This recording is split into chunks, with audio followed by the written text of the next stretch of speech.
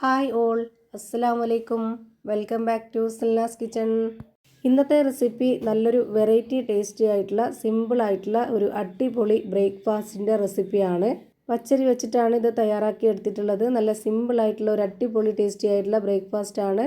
എല്ലാവർക്കും ഇഷ്ടാവും, എത്ര കഴിച്ചാലും മതി വരില്ല. അപ്പോൾ ഇതെങ്ങനെയാണ് തയ്യാറാക്കുന്നതെന്ന് അറിയാനായിട്ട് വീഡിയോ സ്കിപ്പ് ചെയ്യാതെ മുഴുവനായിട്ടൊന്ന് കണ്ടു നോക്കണേ. റെസിപ്പിയിലോട്ട് കിടക്കുന്നതിന് മുമ്പായി സിൽനാസ് കിച്ചൺ ചാനൽ ആദ്യമായിട്ട് കാണുന്നവരാണെങ്കിൽ പ്ലീസ് ഒന്ന് സബ്സ്ക്രൈബ് ചെയ്തേക്കണേ. ഒപ്പം തന്നെ ഈ വീഡിയോസ് നിങ്ങൾക്ക് ഇഷ്ടപ്പെടുകയാണെങ്കിൽ ഒരു ലൈക്ക് ചെയ്ത് ഷെയർ ചെയ്ത് സപ്പോർട്ട് ചെയ്യാനും മറക്കരുത്. ഇനി നമുക്ക് ഇതെങ്ങനെയാണ് തയ്യാറാക്കുന്നതെന്ന് നോക്കാം. ഇതിനായി ആദ്യം തന്നെ 1.5 കപ്പ് അളവിലുള്ള പച്ചരി നേരത്തെ തന്നെ കുതിർത്ത് വെച്ചിരുന്നതാണ്. അതിൻ്റെ വെള്ളമെല്ലാം ഊറ്റിക്കളഞ്ഞിട്ടുണ്ട്. റേഷൻ പച്ചരിയോ സാദാ പച്ചരിയോ ഏതായിരുന്നാലും കുഴപ്പമില്ല. ഞാനിവിടെ 250 ml കപ്പിൻ്റെ അളവിൽ 1.5 കപ്പ് പച്ചരിയാണ് എടുത്തിട്ടുള്ളത്. ഒരു 3 മണിക്കൂർ കുതിരാനായിട്ട് വെച്ചിരുന്നതിന് ശേഷമാണ് ഞാനിപ്പോൾ ഇത് എടുത്തിട്ടുള്ളത്. ഈ പലഹാരത്തിന് പച്ചരി എത്രത്തോളം കുതിർന്ന് കിട്ടുന്നോ അത്രയും നന്നായിരിക്കും. ഇനി ഇതിലേക്ക് പൊട്ടുകടലയാണ് ഇട്ട് കൊടുക്കുന്നത്. 1/4 കപ്പ് അളവിൻ്റെ മെഷർമെൻറ്റ് കപ്പിൽ 1/4 കപ്പായിട്ടാണ് ഞാനിപ്പോൾ ഇതിലേക്ക് ഇട്ട് കൊടുക്കുന്നത്. ഈ ഒരു പൊട്ടുകടലയ്ക്ക് പകരം കപ്പലണ്ടി ആയിരുന്നാലും കുഴപ്പമൊന്നുമില്ല, നല്ലൊരു വെറൈറ്റി ടേസ്റ്റാണ്.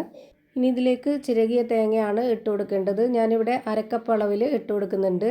ഇനി ഇത് അരച്ചെടുക്കാനായിട്ട് ഒരു മിക്സിയുടെ ജാറിലേക്ക് മുഴുവനായിട്ടും ഇട്ട് കൊടുക്കാം. ഇതെല്ലാം കൂടെ ഇതുപോലെ മിക്സിയുടെ ജാറിലേക്ക് മുഴുവനായിട്ടും ഇട്ട് കൊടുത്തിട്ടുണ്ട്. ഇനി ഇതിലേക്ക് വെള്ളം ഒഴിച്ചു കൊടുക്കണം. ഇത് അരച്ചെടുക്കാൻ ആവശ്യത്തിനുള്ള. ആദ്യം തന്നെ ഒരുപാട് ഒഴിച്ചു കൊടുക്കാതെ നല്ല കട്ടിയായിട്ട് നല്ല നൈസായിട്ട് ഇത് അരച്ചെടുക്കാനായിട്ട് ഞാനിവിടെ 250 ml കപ്പിൻ്റെ അളവിൽ 1 കപ്പ് വെള്ളമാണ് ആദ്യം ഒഴിച്ചു കൊടുത്ത് ഇത് അരച്ചെടുക്കുന്നത്. അങ്ങനെ ഞാനിവിടെ നല്ല രീതിയിൽ അരച്ചെടുത്തിട്ടുണ്ട്. ഇപ്പോൾ ഇത് കാണുമ്പോൾ നിങ്ങൾക്ക് ഇതിൻ്റെ കറക്റ്റ് പരുവം മനസ്സിലായിട്ടുണ്ടാവും. ഇങ്ങനെ അരച്ചെടുത്തതിന് ശേഷം പിന്നെ നമുക്ക് വെള്ളം ഒഴിച്ചു കൊടുത്തിട്ട് കറക്റ്റാക്കി കൊടുക്കാവുന്നതാണ്. ആദ്യം തന്നെ ഒന്നിച്ചൊഴിച്ചു കൊടുത്ത് അരച്ചെടുക്കാൻ നിന്ന് കഴിഞ്ഞാൽ ഇത് നല്ലപോലെ അരഞ്ഞു കിട്ടത്തില്ല.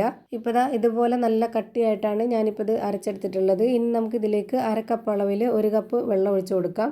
എന്നിട്ട് നമുക്കിത് നല്ലപോലെ ഇളക്കി കൊടുത്ത് നോക്കാം ഇത് കറക്റ്റായോന്ന്.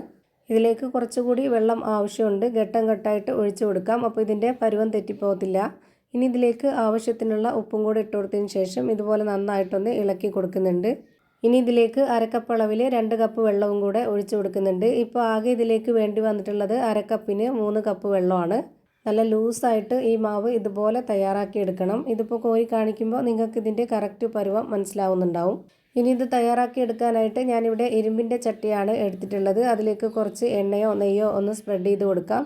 നോൺ സ്റ്റിക്കിൻ്റെ പാൻ ആയിരുന്നാലും കുഴപ്പമൊന്നുമില്ല. ഞാനിവിടെ ഈ ഒരു ചട്ടിയിലാണ് ചെയ്തെടുക്കുന്നത്. ഇത് നന്നായിട്ട് ചൂടായി വന്നതിന് ശേഷം ഒരു മീഡിയം ഫ്ലെയിമിലേക്ക് ഇട്ട് കൊടുത്തിട്ടാണ് ഇതിലേക്ക് ഒരു കയ്യിൽ മാവ് ഒഴിച്ചു കൊടുക്കുന്നത്.